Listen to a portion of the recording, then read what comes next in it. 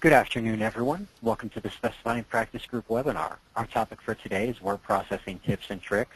Our thought leaders are Dave Stutzman and Louis Medcalf. Dave is a registered architect, certified construction specifier, and founding principal of Conspectives, a specifications and quality assurance consulting firm. Louis is an architect and certified construction specifier. Louis is the senior quality manager for Gresham Smith & Partners, a national architecture, engineering, interiors, and planning firm. A few housekeeping notes before we begin. Your participation during today's webinar is encouraged, and we've allowed time to take questions throughout the presentation. Although attendee audio lines are muted, you may click the raise hand button to indicate you have a question or comment. We'll identify you by name and unmute your line, at which point you may begin speaking. If you're participating via streaming audio and do not have a computer microphone, you may also type your question into the chat box. And now, Dave and Louis, over to you. Well, thank you very much, Rob, and welcome to our monthly conference call again, and I appreciate line today. It's probably one of our larger groups, and so for that we really appreciate the fact that you spend your afternoon with us and help contribute to hopefully the continuing learning that we're all going through daily. So, Louis, a couple of Yes, I'm here. Well, I'm waiting for you to jump in and here and say something. Well, I'm happy to be here, and hope we can pass on some tips and tricks to try to make your life easier on a day-to-day basis. Try to there are Microsoft Word does some wonderful things, but if you don't know about them, you may not be able to be using the software to its fullest extent, and you can save a lot of time, a lot of energy. Let the computer do the dumb stuff, and save the gray matter, the little clay cells for the higher order thinking. Well, yes, hopefully.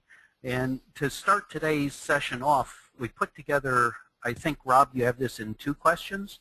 What we're trying to do is take a poll of those attending today to find out where you may be in your word processing skills or knowledge. So, Rob, if you could go ahead and share the first set. And what we're asking you to do with these questions is to select all of those that apply .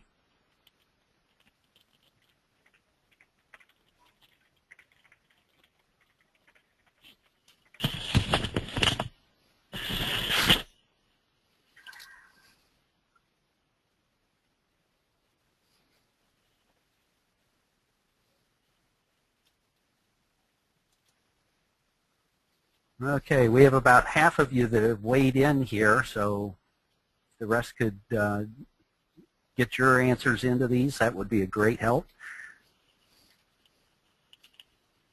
Okay, that's a pretty good indication, don't you think, Louis? Are you seeing this? Yes, I see that, yes. It looks like we have a pretty good majority that are using styles. We have only about half. Although we have a few people that we need to convert. Perhaps. And only about half actually using templates, and I guess I'm a little bit surprised at that. Not surprised at all about the 23% writing macros or recording macros, so maybe we can encourage folks to explore that opportunity today too. Now, one of the things that David and I want to do today is we really want this to be helpful for you, our audience, and so we have some things lined up that we think are good ideas, things that we use in our daily work.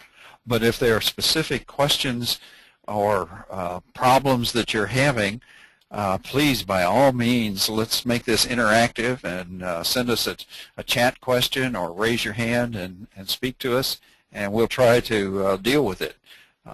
We're prepared to make this session go, if it rolls over to next month, that's fine, because we want to help you accomplish what you need to do.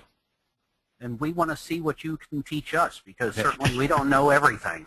I'll give you a first to admit that one. I've been using Microsoft Word since for Windows since I think 1986, and there are still lots of things that I probably don't make full use of. But okay, Rob, could you show the next set, the next poll?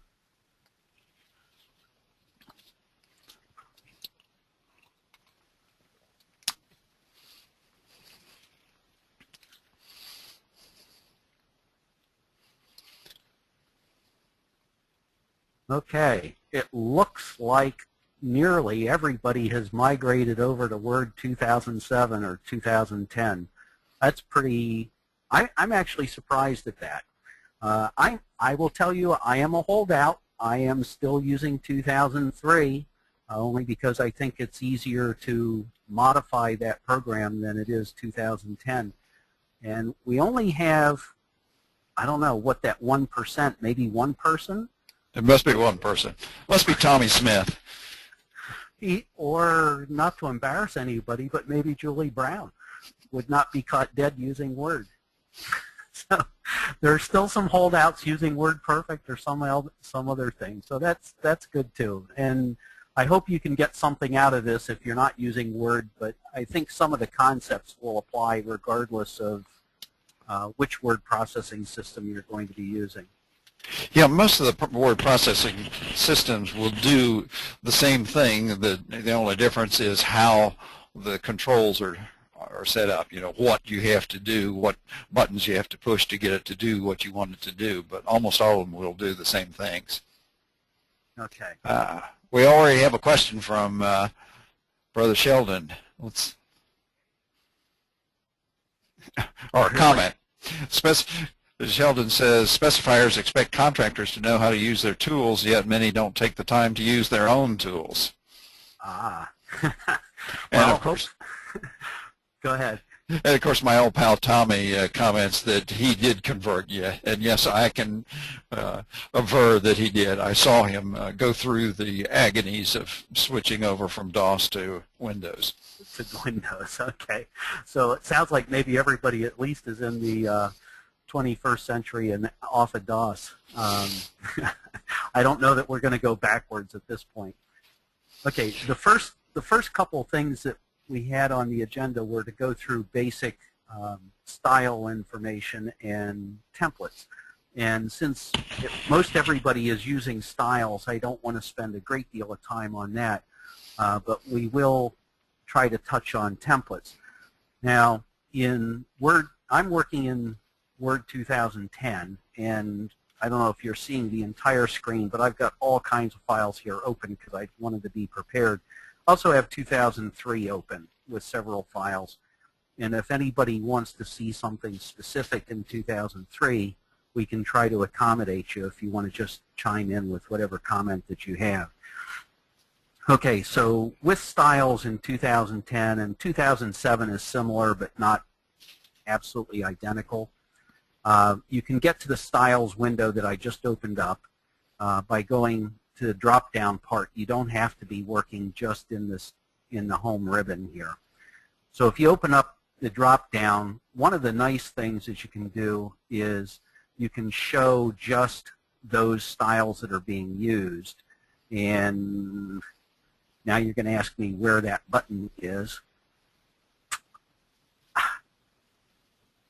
And you can find it here under this style pane options. So you can set it to those that are in use. So it limits your view of what the styles are. It makes navigating this whole thing much easier.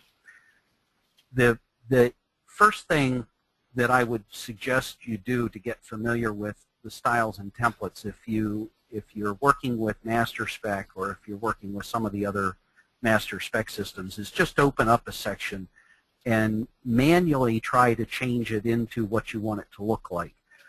If you do that, the fonts and the main formatting, if you go to the normal style and set that first, and using this pane, you can actually edit each of the styles. Instead of manually updating the information in the document, you want to do all of your editing through the styles. So you can open the style, you can change the fonts, you make it whatever you want, and when you're done, then apply it. And what I'm going to do is do a couple of things here that are going to make this more noticeably different. So once you apply all of that, you get a completely different look. And you notice now that all of these styles that were being shown in Times New Roman are now showing up in Arial font because they're all based on the normal font. Now, the other thing to pay attention to in these styles is there are two basic types. There's a paragraph style and there's a character style. And you can tell the difference. The paragraph styles, I'm trying to point to it, but it's going to highlight it and hide it. You can see the paragraph mark at the end where it here is highlighted, the PR1. You can see the paragraph mark off to the right. And likewise here for a character style, this name style has the A letter off at the right to show you that it's a name style. Now, the paragraph styles will apply to the entire paragraph. The character styles will apply just to specific text. So to show you the difference, we can highlight any word in a paragraph. We can apply a character style to that particular one if it'll cooperate. And it's not going to cooperate. Use the IP. Use the IP. All right. We will try that. There we go. So it turns it red, as in the IP style. So it is only affecting that one word and not the entire paragraph. So you can nest these character styles within the paragraph, and that's how MasterSpec and the others are dealing with. In this case, we just marked it IP for inch-pound unit of measure and for the metric units of measure. Okay. Once you have your document in the form that you really want it, because we had only about half of you actually using templates, what you want to do is save the document as a template. And you can do that just by going to the File menu and go to Save As, where it comes up as the typical Word document. I have these all opened in Word 2007 or 2003 format. What you can do is you can select the template file. I'm going to find it. Word template, Autotext for the 2010 edition. It'll automatically select, it usually automatically selects your default template directory. And you see how it already changed the file extension to Autotext. You can save this file now as a template and then be able to apply all of the settings that you created in here to other documents. So we'll save this. See if I can, let's see if I can find the right folder so I can make this really simple.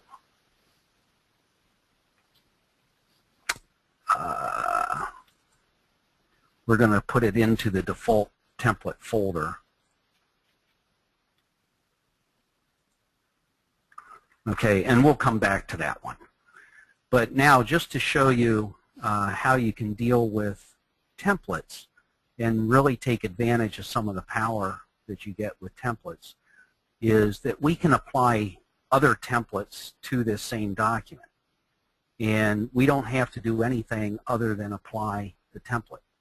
Now, to make it, I guess, obvious, what I want to do, if my machine is going to cooperate, I said, you folks are getting a treat today because I'm working off of my laptop, and this is not one I'm normally using. So I opened up Trust Dave to pick the slowest computer he owns to use this. No, this is the speediest, believe it or not, in the whole office, which is really sad. So I opened up my set of macros, and you can see I have a whole bunch of different styles that we use regularly. So I'm just going to pick one, and I'm going to apply it, and it's not going to work. All right, we'll do this differently. To apply, and I just tested this too, I will have you know, I just tested this. Under Word 2010, to apply a template, you're going to go to the File menu, you're going to come down to Options. Now, Word 2010 managed to hide a lot of advanced features under this tab. We're going to go to Add-ins, which is really intuitive. And then we're going to go to Manage and going to go to Pick Templates. Instead of pressing OK, because that's just going to take you out of the window, you want to press Go. Okay? And I know why this is doing this. You see here that you can actually go in and select templates, but my problem is I saved this document as a template, and I can't apply another template to it. All right. Let me close this one. And we're going to try a different one.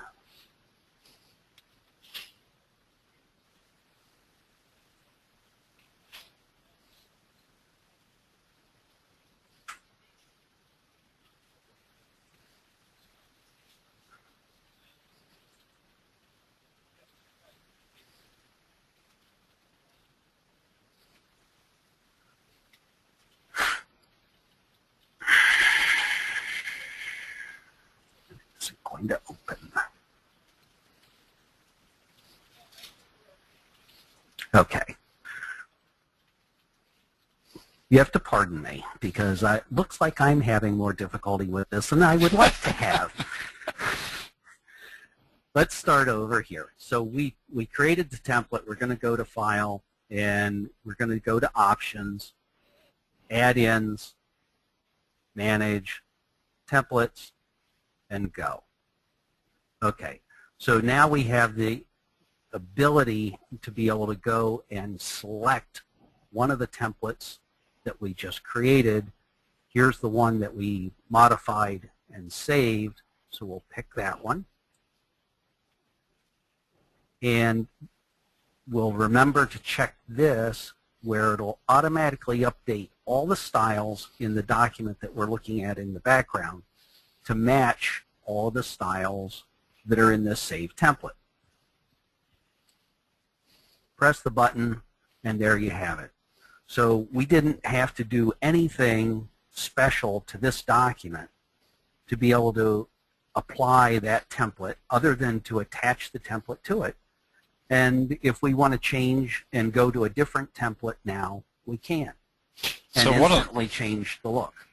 One of the things that you could do then is at my previous office, I had one template for the draft specs that would be circulated to the project professionals for their review, and then a different template for the final version. If you're an independent specifications consultant like David, you probably have different templates for your different clients so that the specs look like what the individual firms want their specs to look like. And changing the templates need not be quite as onerous as David has showed you. That's the basic, simple way, but there is a way to simply write it's very easy to write a macro, so with a combination of two keystrokes, you can make these changes. Yeah, and what you just saw me do was I did apply the macro, and the reason I was having problem is I was trying to do it to a template. So here it is as the spec document. I just ran a very simple macro that all that macro does is the steps that we went through to apply a template to the document. And we'll be talking about how to do those macros like that. Word allows you to do it in a very intuitive and simple way. You just, in effect, record the actions as you do them, and so it's pretty simple to do. But we'll talk about that later. Okay. One other thing, and I just want to mention this briefly, is that through Word, you can actually go in and select all of the paragraphs with the same style. If for some reason you wanted to do something special, all you have to do is come into this style panel and it's select all, and it'll pick every one of those paragraphs throughout the document. So you can do David, very quick changes that way. Show them how to get down to a paragraph that's got the two different measurement systems, and show them how to select either the IP or the SI and get rid of all of the one or the other. I don't do it this way. Do you realize that? I appreciate that. Case. But it works. It's a simple way. Right. So you can use styles in this case. Just come in and select all of the SI or the inch-pound styles and simply hit delete. They're gone. So you don't need to go through and manually delete, in this case, all the English measurements. You can do it real simply by doing select all with the style command. Works well. Okay, that's a good useful tip, Louis, because I don't do that. I rely on macros, which accomplishes the exact same thing. Yes. Right. All right. I wanted to switch over to one thing because this is an undocumented thing in Word. If you don't know about it, this can save you a lot of time and energy. You can see I fixed up our related documents paragraph that has about 3 or 4 different fonts, 3 or 4 different sizes, underline and red text. I will tell you that I can correct all that with a single keystroke because I don't even need to know what those fonts are.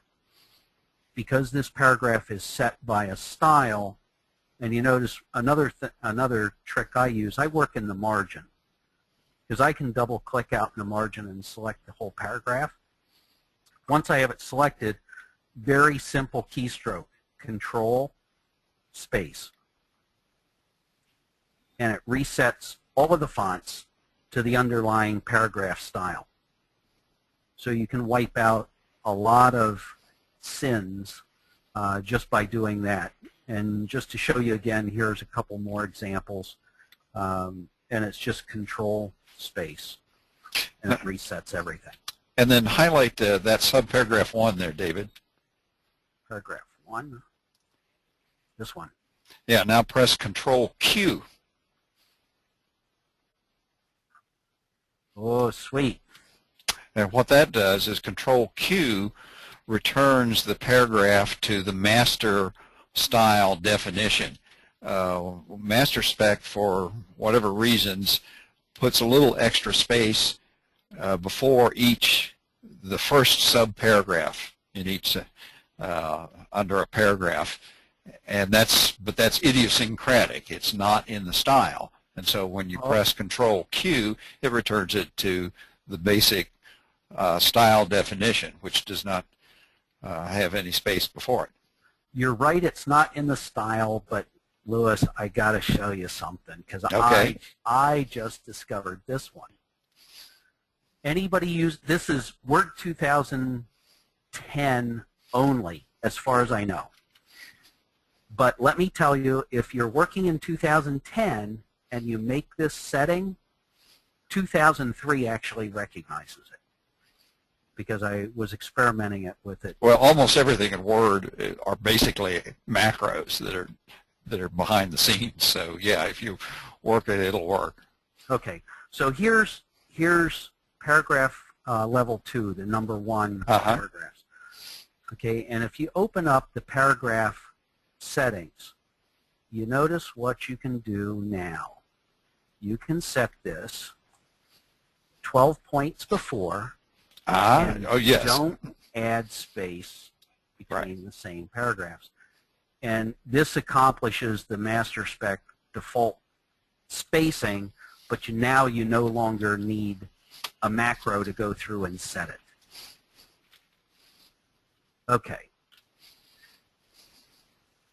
One thing that annoys me to no end with Word is when you copy text from something else and you paste it into a Word document. And I'm just going to grab some text out of another spec text section, and we're going to come back and just paste it in at any old place. I really don't care. But you notice how it came in. The formatting is not anywhere near what you want. Okay, so I'm going to back that up. And one thing that I do, and this is, I have it set to a keyboard command, but I end up using paste special. And this is a very good tool for bringing in text where you want it to be formatted ultimately, and you know that it's already got some different format. And I just bring it in as unformatted text. And because I had it set at an article level, you can see it brought it in as all articles. If I created a paragraph at a level that was appropriate for most of it. Or formatted that as normal. Or formatted as normal, but I like it this way because then I can get most of it at a particular paragraph level. That's pretty slick. Okay, and then just edit as needed, but you don't have to worry about bringing over all of the other formats and styles. And that's very helpful if you're dealing with for example, a manufacturer's specification that may have some very strange or just different formatting from the template that you're using for your office specifications, that you can bring those things in and change them very quickly and easily. Right. Now, I'm going to move on, I think, to, unless there are some questions about styles and templates. Any questions, Rob? We do have one question, and as a general one is, will the session be taped? And the answer to that is yes. Okay. The next thing I want to touch on is I saw most of you are working in what Word 2003 called the page view, or 2010, I think, down here on the bottom calls print layout. One thing I found useful is that you can collapse the headers and footers and still stay in the page layout or the print layout. All you have to do is hover your mouse over this break between the two pages, double click,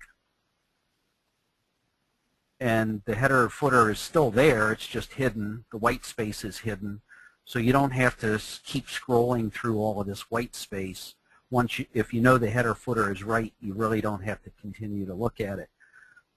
It just saves some scrolling. And for me, that's beneficial. The other thing that, and this has to do with navigation through the document, if, this is one I always have a tough time finding. I don't remember. I thought it was this. I thought it was this tab. Oh. What you looking for? I love a document map. Where is it?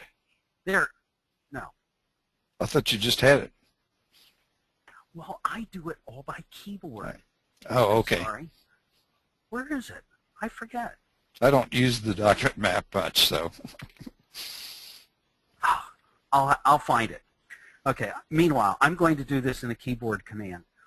But document map, this panel over here on the left, you can set this to show any paragraph heading level that you like. Now, if this were Word 2003, that little keyboard command I did runs a macro and actually sets it to show only the article titles. And for some reason in Word 2010, that will not work. And I, for the life of me, I cannot remember where that is. But Document Map is a great tool because what you can do is you can use this to navigate the section. So I find this really helpful, especially when a client calls me up and says, oh, go to section miscellaneous carpentry, and I want you to look at 2.7 paragraph A. Well, if he calls me up and says that, I can open the document, use the macro, click on 2.7, and instantly I'm there. Okay. The other advantage to this document map, and Louis is going to show you an alternative way when I finally relinquish to him, is that if you're using master specs editing tools, that you can navigate the section, and let me see if I can, because they have these delete paragraph and delete outline branch tools, so that if you know that you don't have plywood backing panels, you can come here, you can use their tools and delete the entire article. You don't even have to look. So you can just navigate using the document map to the start of the article. If you don't have it on your project, you just delete it, and away you go. So with that, I thank Louis. I should pass this over to you. So Rob, Okay. you want to share Louis's screen?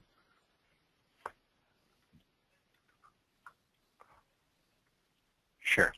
And while you're doing that, pausing point, why don't we look at some questions also? okay, and I am going to find that document map and let everybody know where it is. Okay. Yeah, we have a few questions and we have a few hands raised here. I think this one was already answered, but this is from Dennis Elrod. He's asking, so what if a document isn't in any master spec format? Will the template apply properly to the recipient document? If you click the the button that I'm sorry, the checkbox that David showed you earlier about updating the styles automatically, as long as the styles have the same name, they will change automatically, and that's the whole concept, is to be able to apply multiple templates so that you can accommodate multiple formats for those style definitions. Well, and one of the other things you can do with that, even if the styles don't match up, if you apply a new template to a document, you can do the individual style selections where you select all and replace one style with another.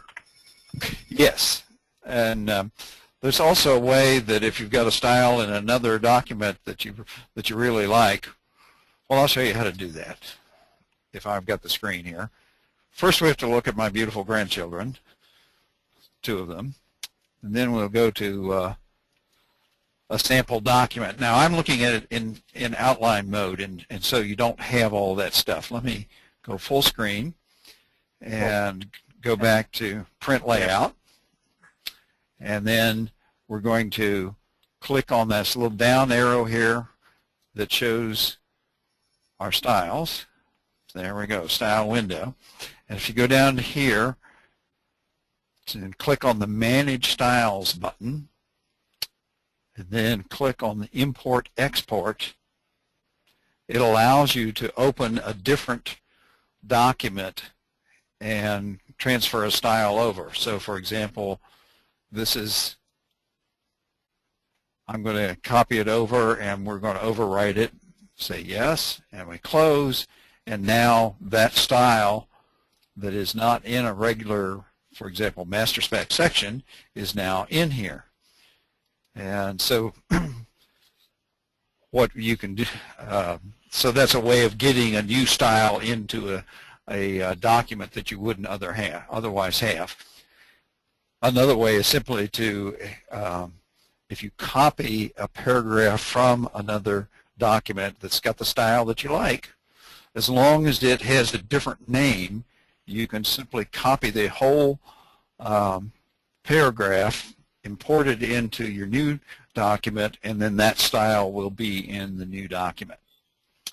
Now there's a couple of things that David and I like to do that a lot of folks either don't know about or prefer not to do, and that is, if you'll notice, the paragraph markers, and even in between words, you see that little tiny dot, that's showing the space.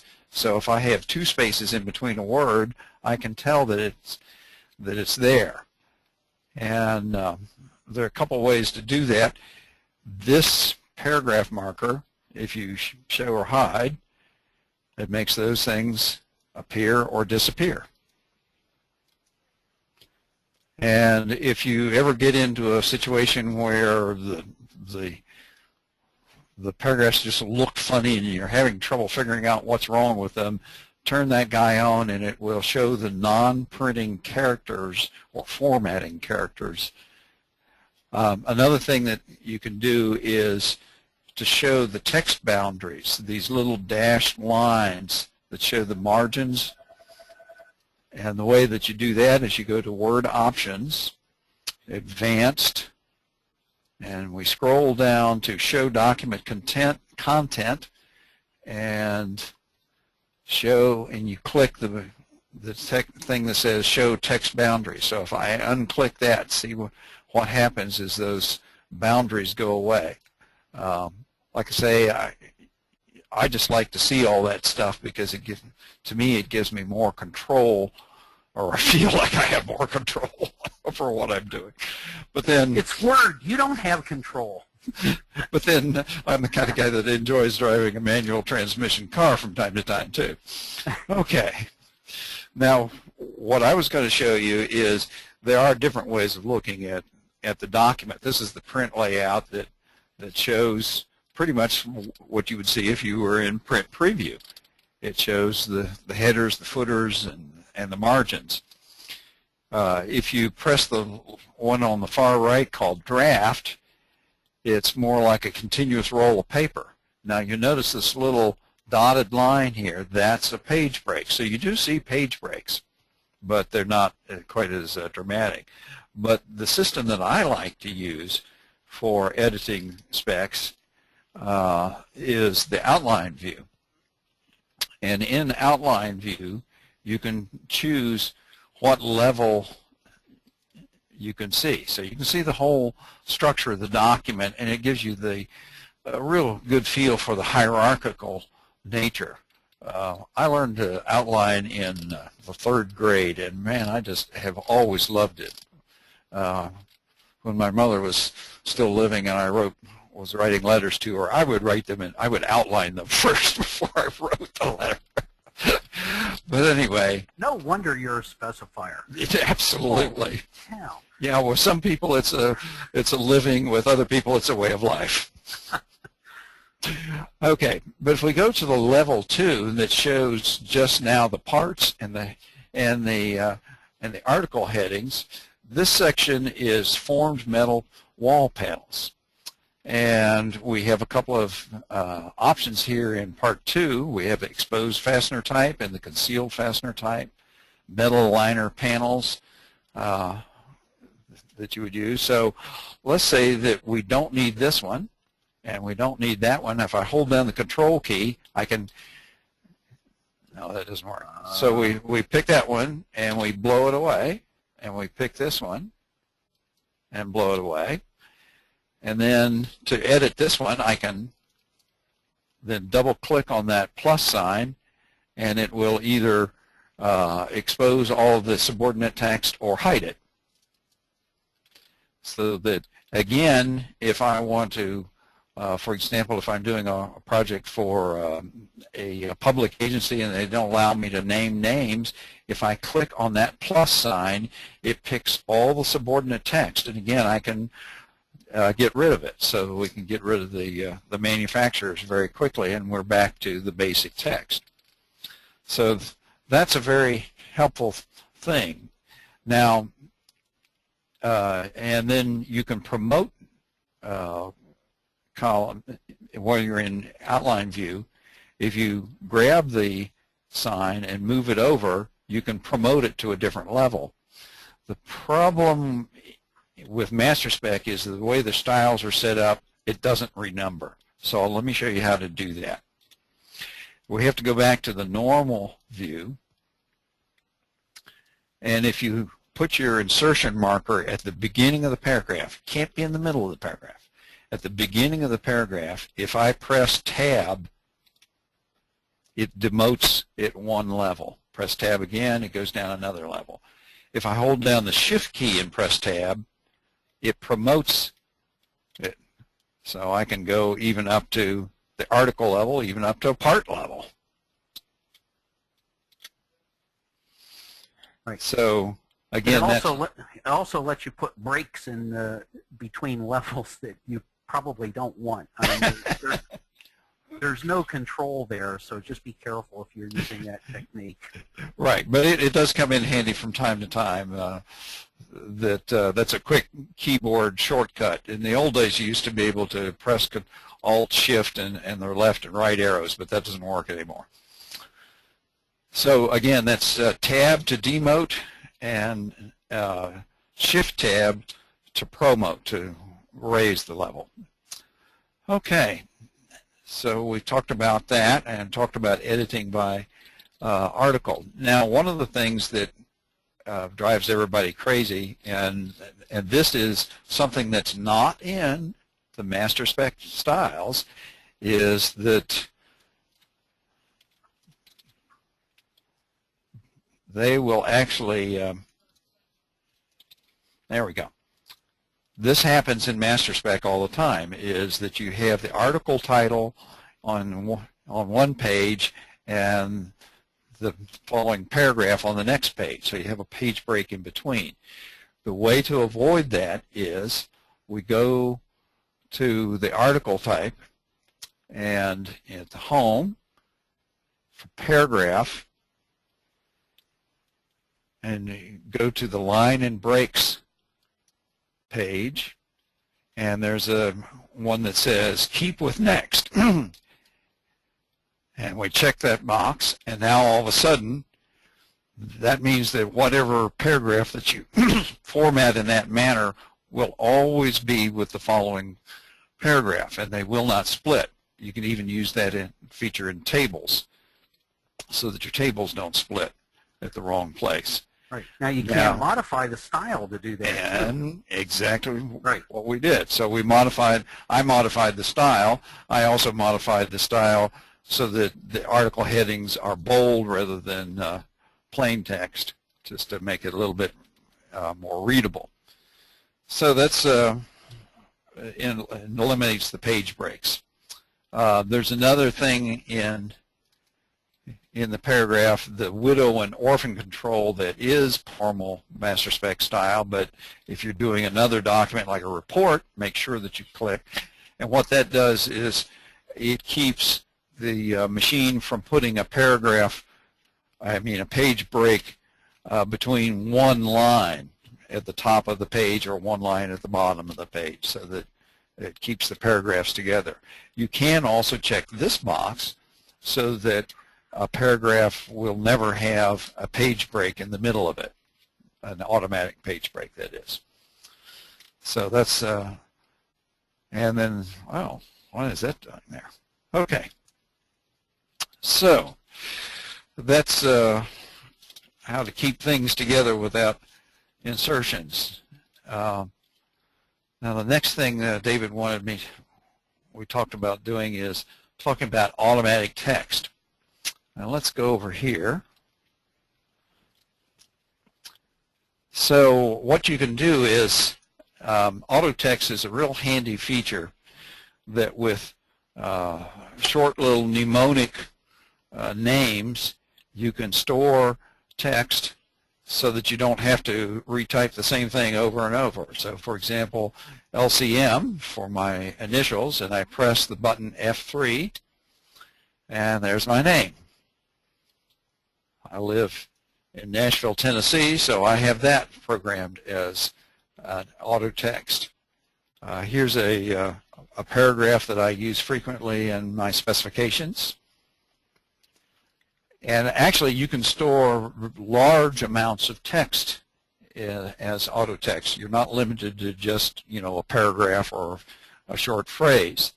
Up here in the header, I've got my whole header for a given project with the company name, the project number, and the project name and location. Now, the way that you do that is we'll type in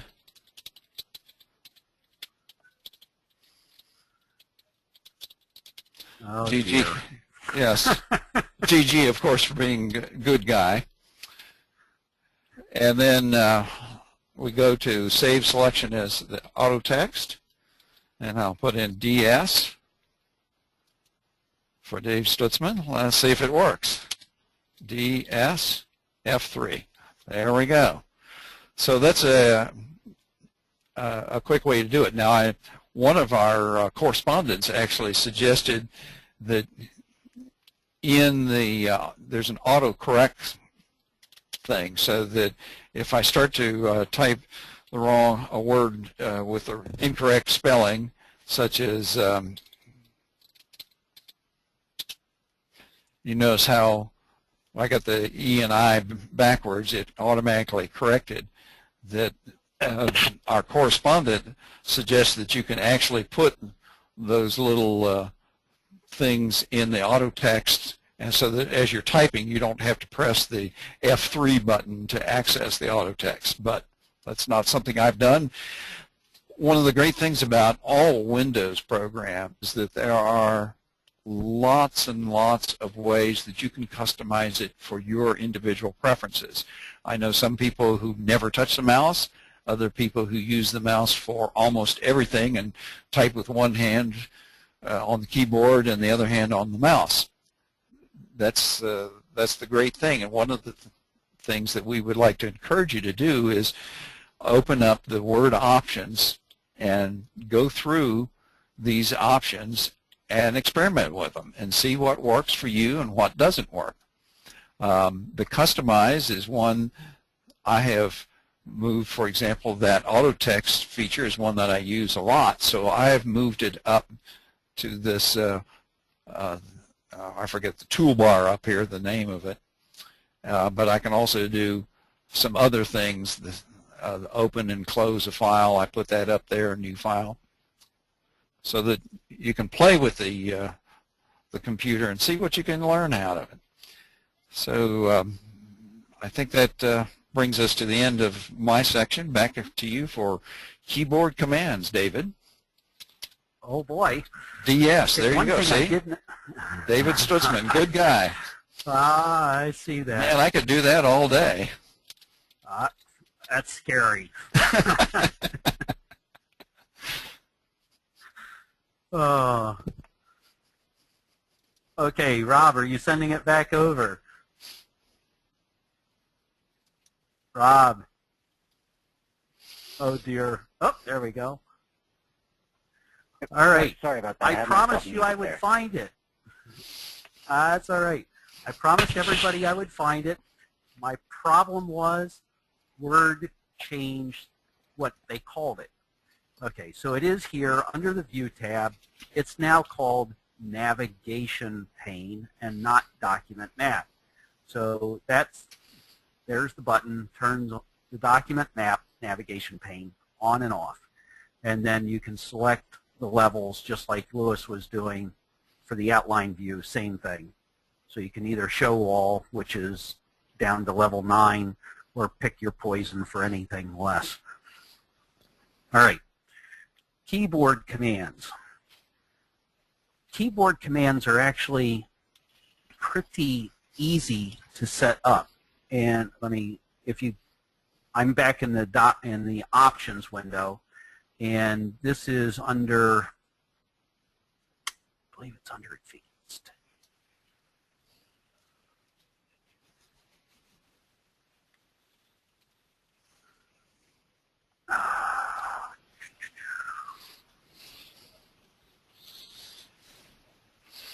Ooh, help me, Louis. This is one I'm not looking for. The get board. That's under the templates. Yes.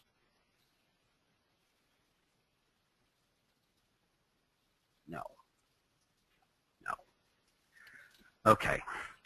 I'm going to embarrass myself with trying to find the. Oh, it's under Customize. That's what I thought. Under Advanced.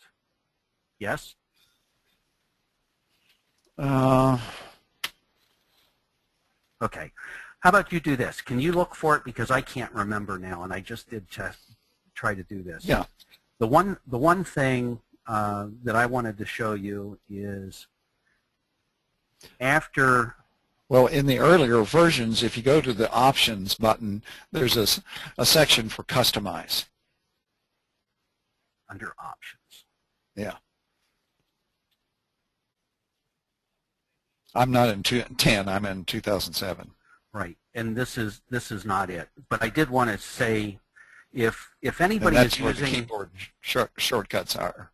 Okay, if anybody is using Word 2007, what I did discover in 2010 that the ability to modify the ribbon is much more extensive in 2010. 2007, basically all you could do was to add buttons on the shortcut menu at the very top of the ribbon. And now in 2010, you can do a whole lot more. You can add tabs. You can move things around from one tab to another. So you may want to, if you don't have 2010, you may want to look at it. And you're right, Louis. There it is. Keyboard shortcuts. So you can customize your keyboard, and you can select any of the commands. And here you can see I just picked bold, which is a common one, and it's already set to Control B and Control Shift B. So and you can set multiple commands to each one of these things. So you can go through each one of these categories, the different tabs, and you can set any or all of these different options for each tab to a keyboard command. And once you have them set, then you can use them. All you have to do is remember them. And so what I suggest is the reason, folks, that David and I are laughing is both of us have gone to some time and effort to do some of the customizations, and then a month later you say, now what was it that I did that? And it's stored away in the machine somewhere, but of course if you press F1 it won't tell you what you customized. And you can't even print this out, which is really bad. You would think that they would give you a way to do that, but no, there's nothing there. So what I've done is, because I mess around with a lot of macros a lot of time, and I end up with Word crashing my normal template. So what I've resorted to is, after I use this to set things manually, what I've gone to is setting things through macros. And I just want to show you this because you can see the extent. And once you know what these things are, like here, because I crash the normal template pretty regularly, so when I do that, I lose all of these settings because they're all saved in the normal template. So what I did is ended up writing a macro to say, I'm not going to forget again. And this is my reminder, Louis. Now I know where they all are. You see? Okay. So here I have one to insert today's date, keep paragraphs together, change the insert key. How many of you keep hitting the insert key and think you're doing delete? So I get tired of it, so I set the key to do a cut command, so it at least. I've been known to pry the insert key off of my keyboard. Does anybody actually use it? I can't figure a place. Hey, David, we're running out of time, and I really think that we need to come back and revisit this. I want to readdress a question that our Dennis Elrod, one of our regulars, asked about applying templates to documents in other formats. So for example, he asked the question, if a document isn't in master format, will the template apply properly to the recipient document? And I gave kind of a short answer, but we really need to talk about that a little bit more. If you're trying to bring in let me a manufacturer's... I have a spec text document. Oh, okay. I have a spec text document up on the screen, right? Right. Now, we can apply master spec styles to this. Yes. Right? It won't do anything, but we can apply them, and then we can manually adjust. I don't know if that's what you're trying to get to. Well, I was going to tell him that there's a way to do that. Is that what you can do it either paragraph by paragraph or groups of paragraphs that you show them how you can select multiple paragraphs that are not contiguous using the control key. Oh, sure. So pick paragraph A and paragraph C. Right. Okay, right. so what he's done, folks, is when the little cursor is the arrow is leaning to the right when it's over in the left margin, you double click and that selects the paragraph. If you hold down the control key, you can pick multiple paragraphs that aren't contiguous. They're not related. If you hold down the section key, it'll pick everything in between. Right. So now we could apply a different style to those paragraphs. If we've imported the paragraphs from master spec, for example, for paragraph that would be PR1. Right. We could change those very quickly. Actually, there's a way to write a macro, and that's what we'll have to talk about next month, to do that automatically. But we've got a guest speaker next month. Next month's December. Oh, okay. Okay. So we ought to mention that. We had invited Louis Gorbati, who's with Teak, and Leon Gorbati, what Leon is doing is actually developing an XML approach for specifications. So it's a brand new way of trying to manage and actually produce construction specifications. So I've been watching Leon as he's been developing this, and have actually contributed some to his development by providing comments. And I invited him to come and share what he has as far as how he's being able to manage specifications and how it may be able to help all of us. Okay. So it's a product that he's expecting to launch soon if it's not launched already. I think it was originally scheduled for this fall. All right. Well, what do we do? How about if we do this? I think we just scratched the surface today and maybe intrigue some people into going a little bit deeper. So why don't we encourage our listeners to send in those cards and letters, neighbors, keep them coming in, with specific questions or comments or problems that relating to word processing, just these little tips and tricks, and maybe in January we'll start the year off with trying to follow up on this, and we'll talk about some nifty macros and how easy they are to write and how helpful they can be to speed up and automate your work. Right, because they're really not difficult. You just need to try it and realize that you're not going to ruin anything, especially if you work on copies of files. So exactly. Be adventuresome or adventurous and give it a shot, and you might be surprised at what you can accomplish with them. All right. Well, I see we're out of time, so we'll look forward to seeing you next month with our guest speaker and see if we can learn about the future of specifications and their file systems. All right. Thank you very much for joining us. And next month, boy, we're right at the beginning of the month again, aren't we? The first Thursday, which is December 1st. So it'll be on us before we know it. And that's right. And my grandson, Owen, will be 2 years old that day. So we'll be celebrating with chocolate cake that night, I know. And hope everyone enjoys their Thanksgiving holiday in the meantime. So thanks very much for joining us today. Thank you all for attending the November session of the Specifying Practice Group webinar. You may now